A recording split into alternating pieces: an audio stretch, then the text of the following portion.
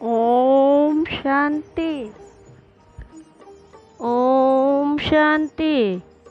3/10/2021 के अव्यक्त बाप दादा का रिवाइज है 31/3/88 की। आज के महावाक्यों में प्यारे बाप दादा ने कहा, वाचा और कर्मणा दोनों शक्तियों को जमा करने की ईश्वरीय स्कीम। फिर बाबा ने ऊपर का मुख्य सार था, वाचा और कर्मणा दोनों शक्तियों को जमा करने की ईश्वरीय स्कीम। आज रूहानी पहली पॉइंट है, आज रूहानी समा रूहानी परवानों को देख रहे हैं। चारों ओर के परवाने समा के ऊपर फिदा अर्थात कुर्बान हो गए हैं। कुर्बान व फिदा होने वाले अनेक परवाने हैं, लेकिन कुर्बान होने के बाद समा के सने में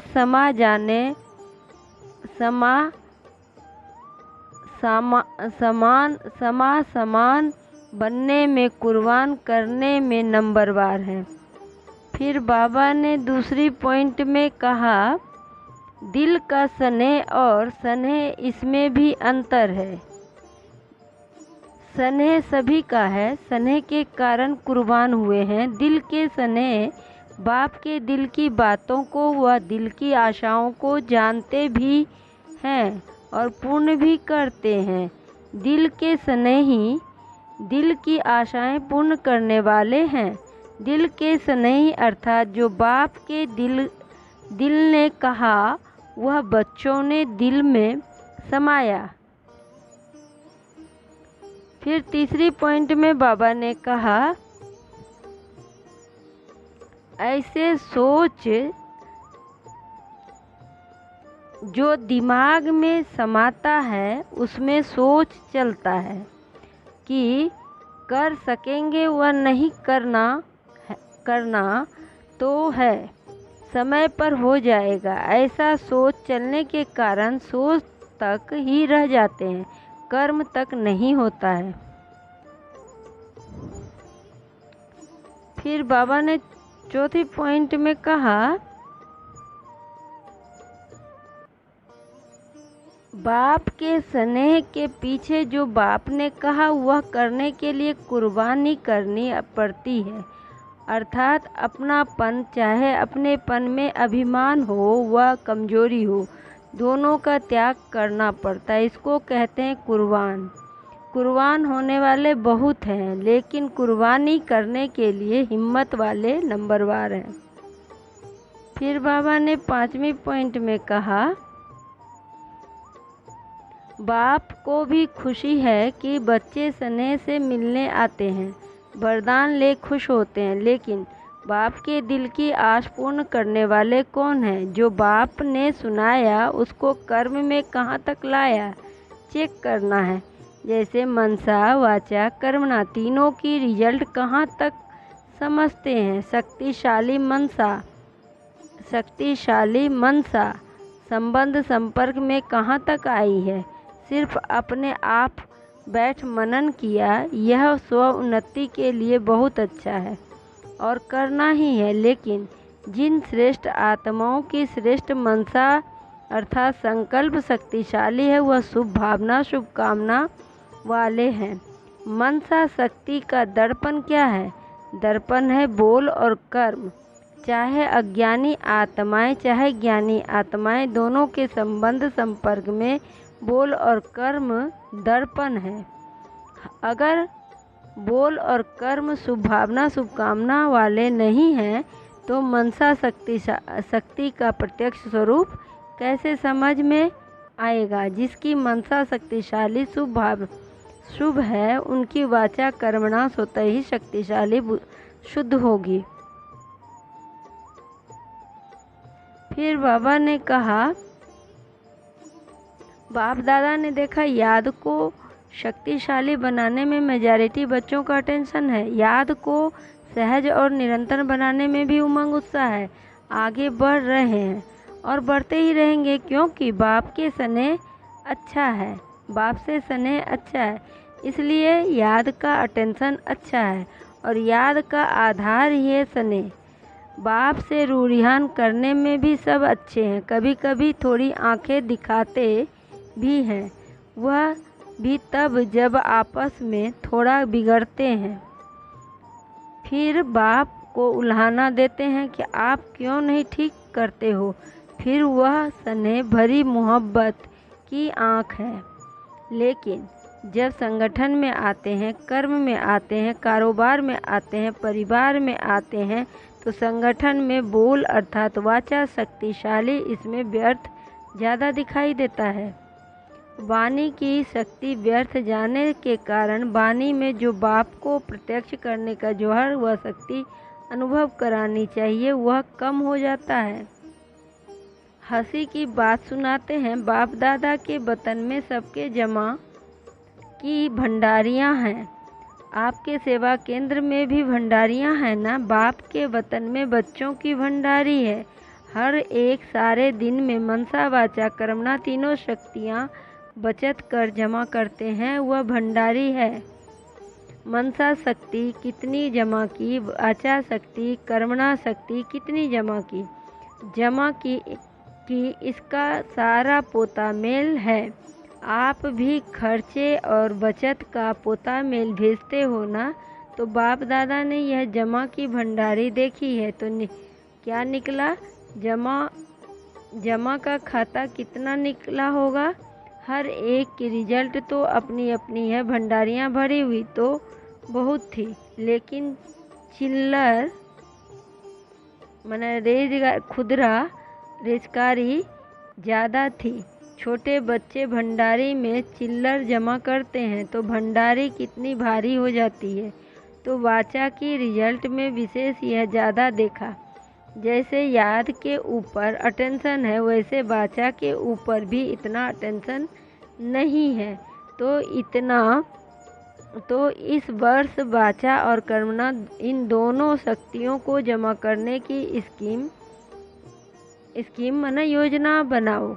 जैसे गवर्नमेंट भी भिन्न भिन्न विधि से बचत की स्कीम बनाती है, ऐसे इसमें मूल मनसा है, यह तो सब जानते हैं। लेकिन मनसा के साथ साथ विशेष वाचा और कर्मणा संबंध संपर्क में स्पष्ट दिखाई देती है।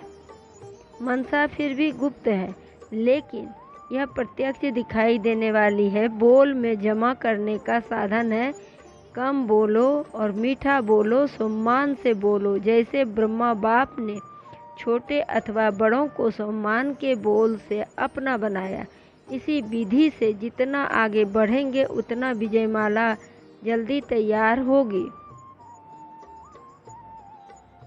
अभी सेवा की गोल्डन जुबली है तो पूरी हो गई। अभी और सेवा करेंगे और आप देख हर्षित होते रहेंगे। जैसे पोप क्या करता है, इतनी बड़ी सभा के बीच दृष्टि दे आशीर्वाद के बोल बोलते हैं। लंबा चौड़ा भाषण करने वाले दूसरे निमित्त बनेंगे। आप कहो कि हमें बाप ने सुनाया है, उसके बदले दूसरे कहेंगे इन्होंने जो सुनाया वह बाप का है और कोई है नहीं।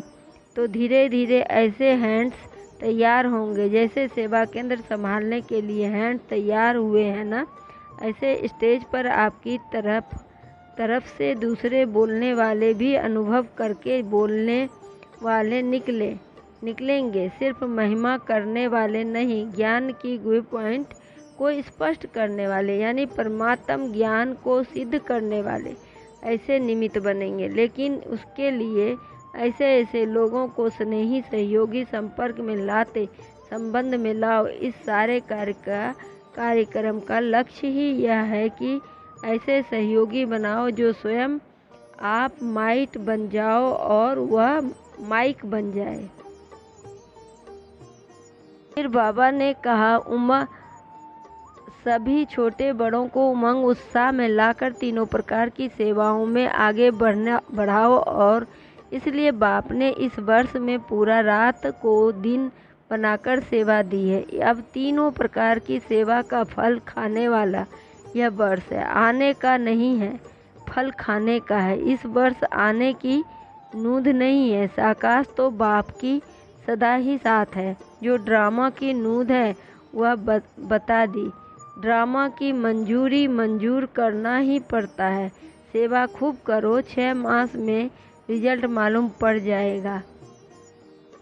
फिर बाबा ने कहा, आज बाप दादा सभी बच्चों को जिन्होंने दिल से अथक बन सेवा की, उन सब सेवाधारियों को इस सीजन की सेवा की मुबारक दे रहे हैं। मधुबन में आकर मधुबन के सिंगार बने हो, ऐसे सिंगार बनने वाले बच्चों को बाप दादा मुबारक दे रहे हैं। निमित्त बनी हुई श्रेष्ठ आत्माओं को भी सदा अथक बन बाप समान अपनी सेवाओं से सर्व को रिफ्रेश करने की मुबारक दे रहे हैं। और रथ को भी मुबारक है। चारों ओर रथ मना गुलजार दादी के तन को, बाबा का रथ है ना वो। चारों ओर के सेवाधारी बच्चों को मुबारक हो। निर्विघ्न बन बढ़ते रहो और बढ़ते रहना है।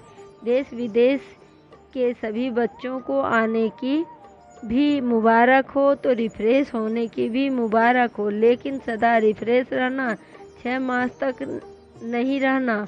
रिफ्रेश होने भले आना, क्योंकि बाप का खजाना तो सभी बच्चों को सदा ही अधिकार है।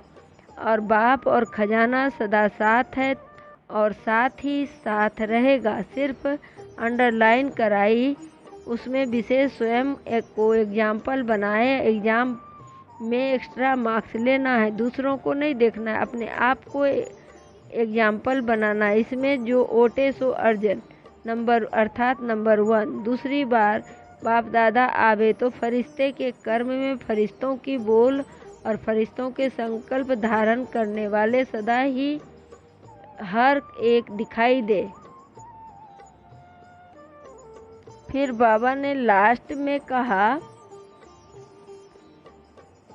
चारों ओर के सर्व कुर्बान जाने वाले रूहानी परवानों, सर्व बाप समान बनने के दृढ़ संकल्प से आगे बढ़ने वाले विशेष आत्माओं को सदा उड़ती कला द्वारा किसी भी प्रकार की साइड सीन को पार करने वाले डबल लाइट बच्चों को रूहानी समा बाप दादा का याद प्यार और नमस्ते नमस्ते। सदा रहो हंसते, बन जाओ फरिश्ते, चलते रहो परम धाम के रास्ते। शुक्रिया बाबा, शुक्रिया बाबा, पद्मा पदम, शुक्रिया बाबा। फिर वरदान में बाबा ने कहा, कल्याण की भावना द्वारा हर आत्मा के संस्कारों को परिवर्तन करने वाले निश्चय बुद्धि भव।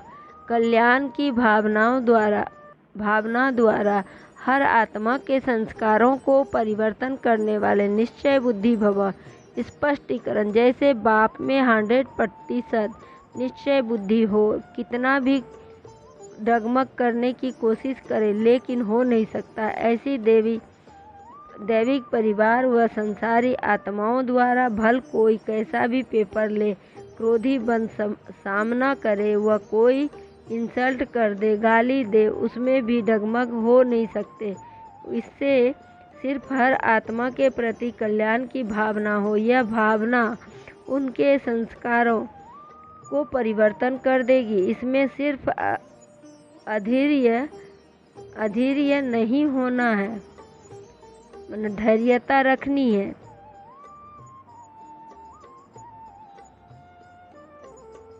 समय प्रमाण फल अवश्य निकलेगा, यह ड्रामा की नूंद है।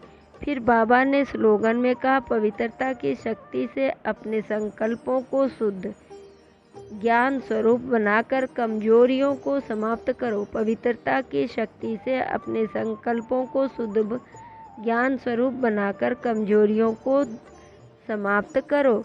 ओम शांति, ओम शांति।